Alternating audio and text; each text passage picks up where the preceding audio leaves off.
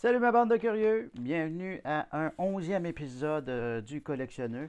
Écoute, aujourd'hui, on a un unboxing de pièces italiennes qui risquent d'être assez historiques. Ben, de pièces historiques, quoi. Et donc, sans plus tarder, on va ouvrir ça. Là, je suis tout excité. J'attendais après ce colis-là depuis quelques jours.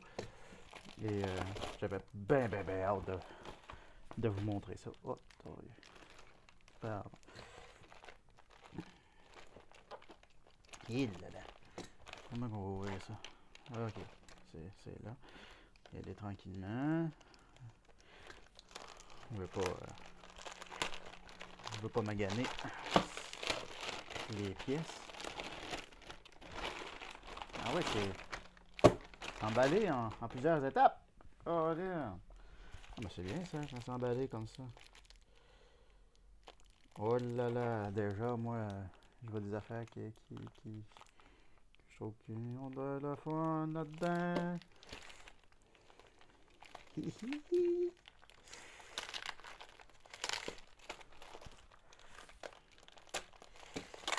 Voilà.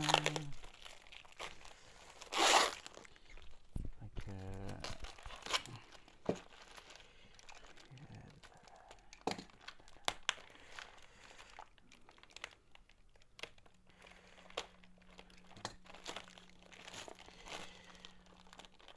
oh là là.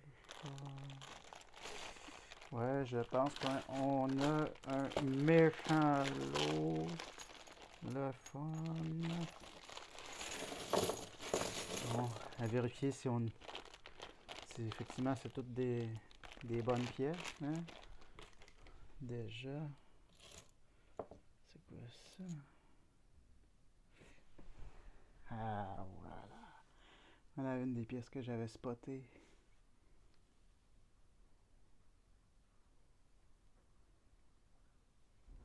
Et c'est-tu pas beau ça?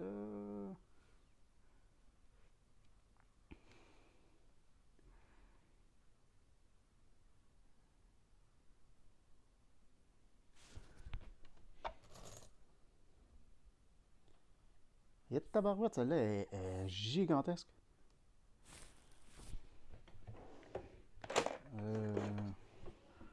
Je suis pas sûr de ce que c'est. Bon, clairement c'est $1, mais ok, elle fait 36 mm, c'est énorme. 1865.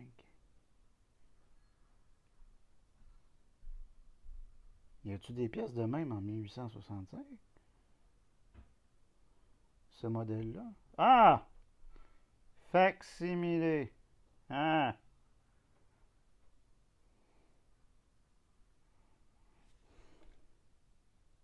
Mm-mm. Ok. C'est ça. Donc on a une fausse pièce. Et là là. Donc, est-ce qu'on a que des fausses pièces? Ça serait possible, hein? Oh, je connais pas ça, ces pièces-là.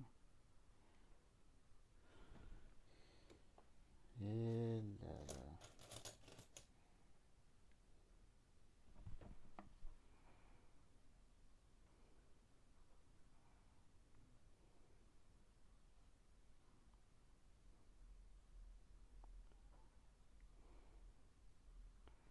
Bon, ben j'étais tout excité, mais là, quand on a une qui est clairement écrit facsimilé dessus, ben, tu te dis, bon, d'accord. Donc, les autres, c'est quoi? Hmm.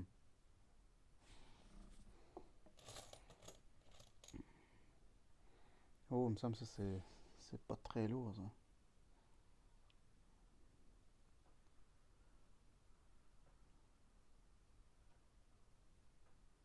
C'est très shiny pour une pièce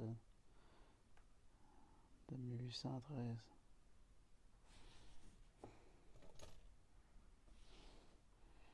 Et ça, c'était celle pour laquelle j'avais plus d'espoir. Et en voyant, je me dis,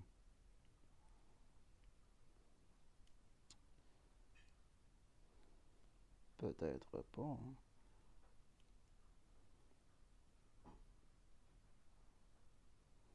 Hmm. Donc là, déjà, on a un gros tas de stock. Hein? Empire français.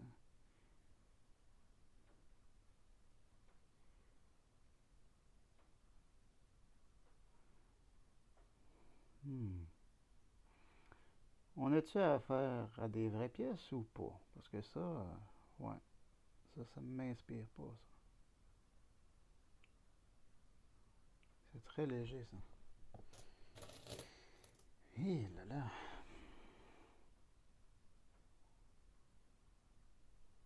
Beaucoup de grosses pièces.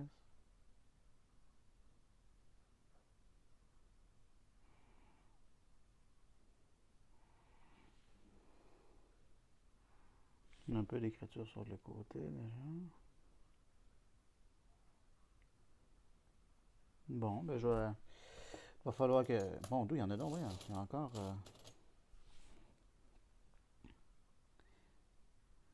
Regno d'Italia, 5 livres. C'est énorme parce que là, je sais pas si je dois être excité ou pas.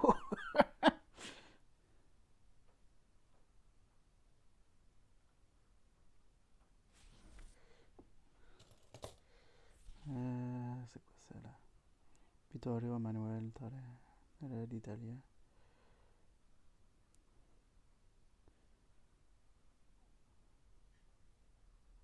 Saint-Cloud en 1914.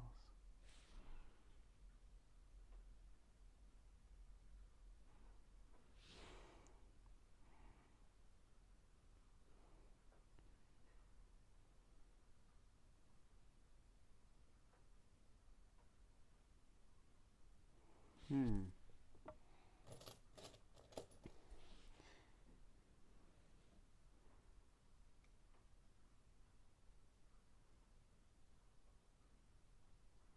Ils ont tout comme du petting.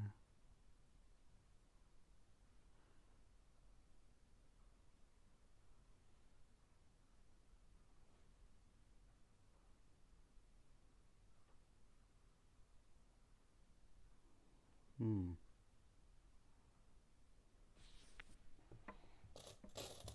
Bon, déjà peut-être regarder.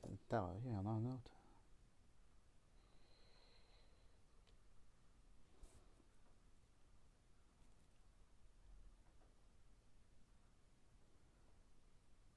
Ouais.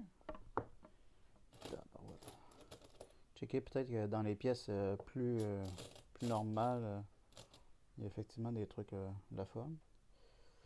Mais toutes ces pièces-là, ça me stresse un peu, ça, cette affaire-là. Oh, Lynn. C'est-tu moi qui stresse trop facilement ou. Oui, effectivement.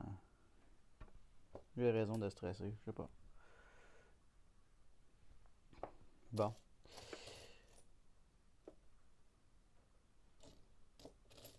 on va regarder vite vite là.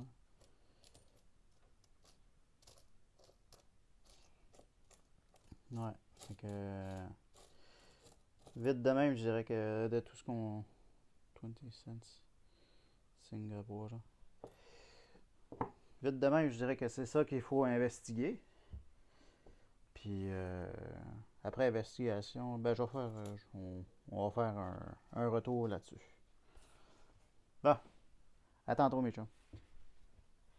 Bon, ben la gang, écoute, après avoir vérifié un peu ces pièces-là, écoute, franchement, pour moi, il n'y a pas vraiment de doute que ce sont à peu près tous des fausses.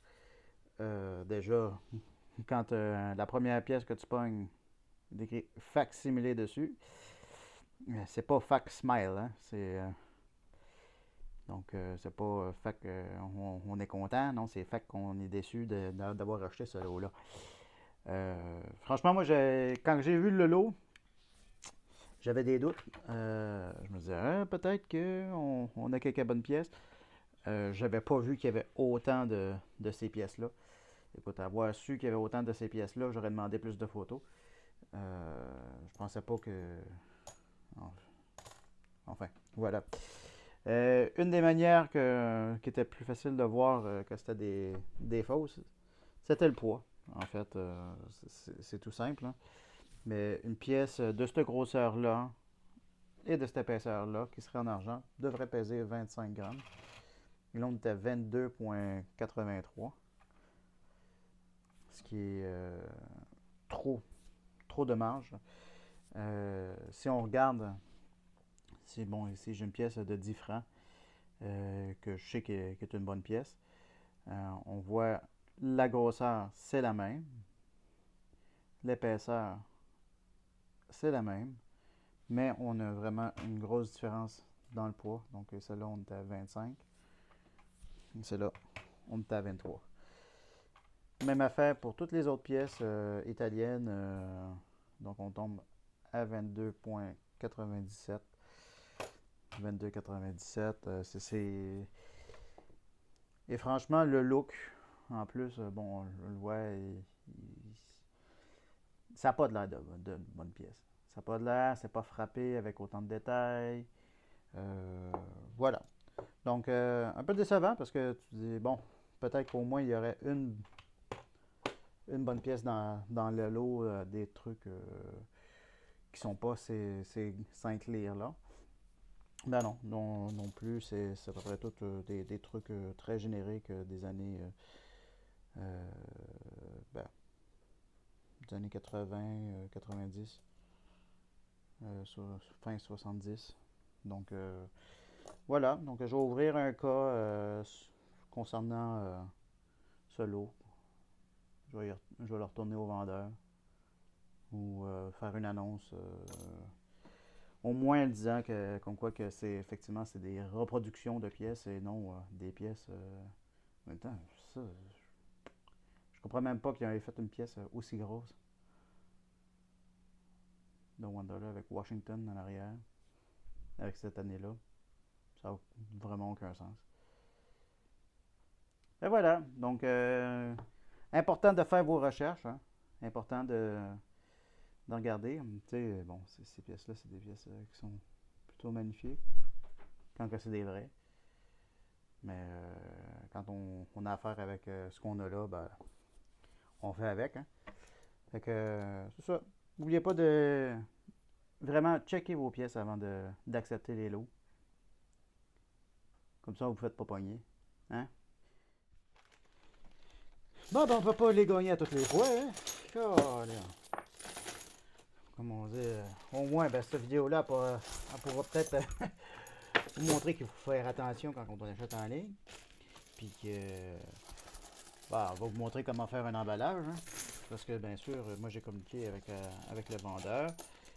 J'ai dit comme quoi que c'était quand même honteux de vendre des pièces sans dire comme quoi que c'est des fausses ou des copies ou voilà.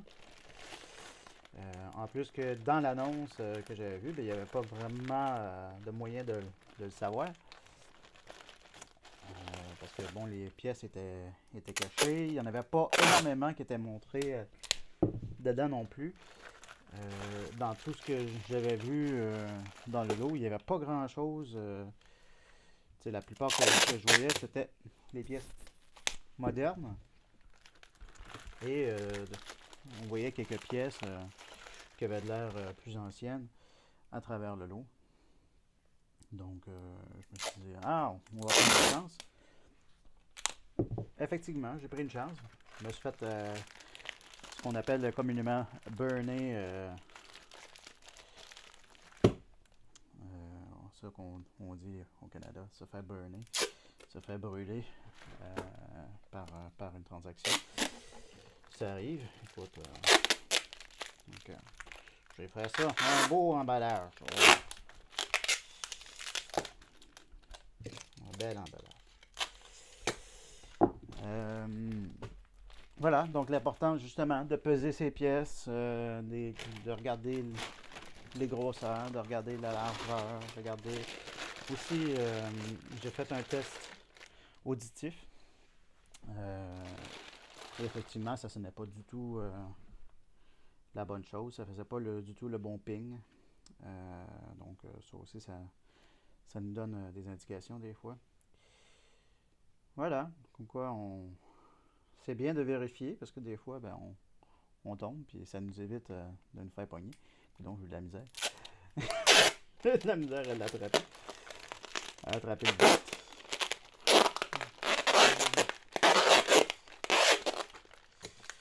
Je mettrai pas de tour de tape. Déjà que ça me coûte 5$ de le renvoyer. Ça va coûter trop cher de le remballer et tout. Et voilà. On va finir ça off-cam. Juste pour dire, faites attention quand vous faites des achats. Attention pour ne pas vous faire rattraper, pour ne pas vous faire pogner. Puis, ben, c'est pour ça que ça reste payant de rester curieux. Hein. Parce que comme ça, on sait quoi faire dans ce temps-là, que c'est quoi les différents paramètres. Puis ben, à ce moment-là, on se fait pas pogner. Hein? Fait que, voilà. Donc, c'est une petite déception. Parce qu'effectivement, tu dis, ah, on espère toujours avoir des pièces qui sont bonnes. De temps en temps, ben, on a de la bullshit. Hein? Fait que, voilà. Salut mes chums. Écoute, merci d'avoir écouté la vidéo. Euh, je vous souhaite une bonne journée. Soyez gentils avec vous autres. Puis, n'oubliez pas de rester curieux. Puis, ah, restez heureux. Hein. Ciao. À la prochaine.